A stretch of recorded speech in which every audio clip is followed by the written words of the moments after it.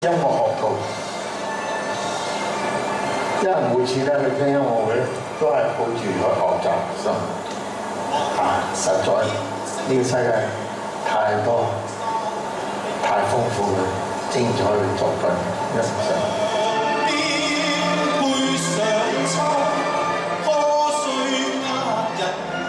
幾十年嚟到邊度我都睇到佢。我聽音樂會唔算好少，但係我去到邊度都要袁叔。佢而家已經係80後㗎啦，即係80歲之後，佢仲係環頭環尾。總之任何地方有音樂會咧，佢係主動去接觸嘅。因為他基本上所有的音樂會，不論是香港中樂團的，或者是其他的非職業性的一些樂團的演出，他基本上都會去關心的。每一次音樂會佢都出現嘅。佢有時咧下晝聽音樂會，夜晚係聽音樂會，文化中心啊或者大會堂。咁兩個音樂會之間，譬如講4點幾黑晏晝音樂會就差唔多結束啦。咁佢去邊度休息咧？佢喺揾緊洗手間，因為嗰陣時聽眾就走晒啦。佢喺洗手間喺入邊，廁所板翻落嚟，坐喺上面休息打下水。到咗下晝嘅時候，乜不管牛池灣文化嗰啲咁嘅即係館啊、西灣河啊，本地嘅啦、外嚟嘅啦、大型嘅音樂會啦，或者係好小型嘅，或者係不知名嘅音樂會咧。佢喺度。咁第二咧，我就覺得咧，佢係對一個後生仔嘅支持、一個鼓勵、一個提攜，好難能可貴㗎。即係你知啦，我又好想有啲新嘅旋律俾啲學生即係做功課㗎嘛。咁能夠有啲大師級嘅作品俾佢哋去練習，係一個好難能可貴嘅機會。咁啊，袁叔又好熱心去幫佢哋啦。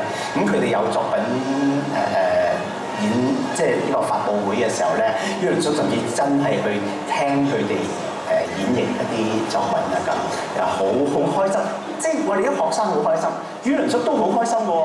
咁我記得當晚咧，佢有一個小妹妹咧咁，哇！佢淨好錫佢嘅，好似見到個孫女咁。咁我所以講話愛才咧係阿袁叔真係到而家都冇停過。袁老師祝賀你！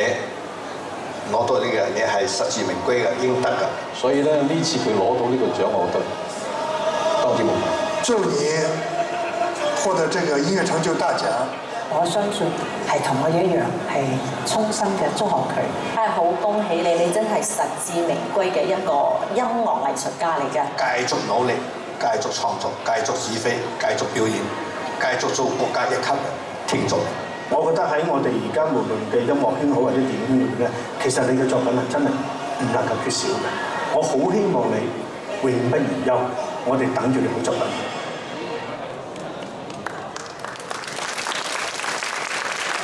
我哋有請胡美儀以及嚟自香港婦聯嘅合唱團代表，為我哋演唱伊倫叔近年最滿意嘅作品《光耀半邊天》。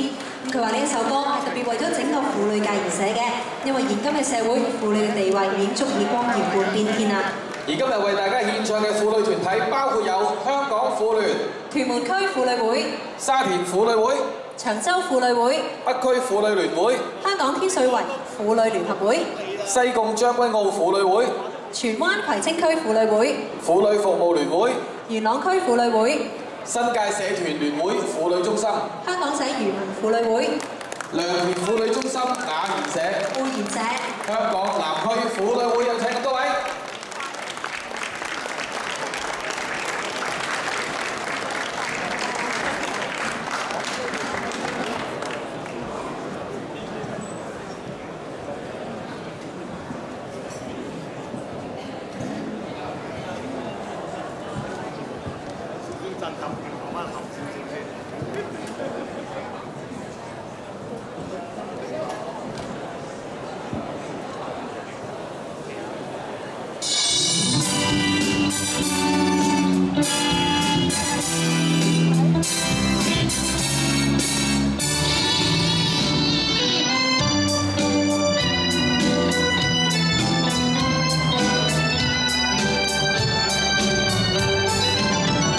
為我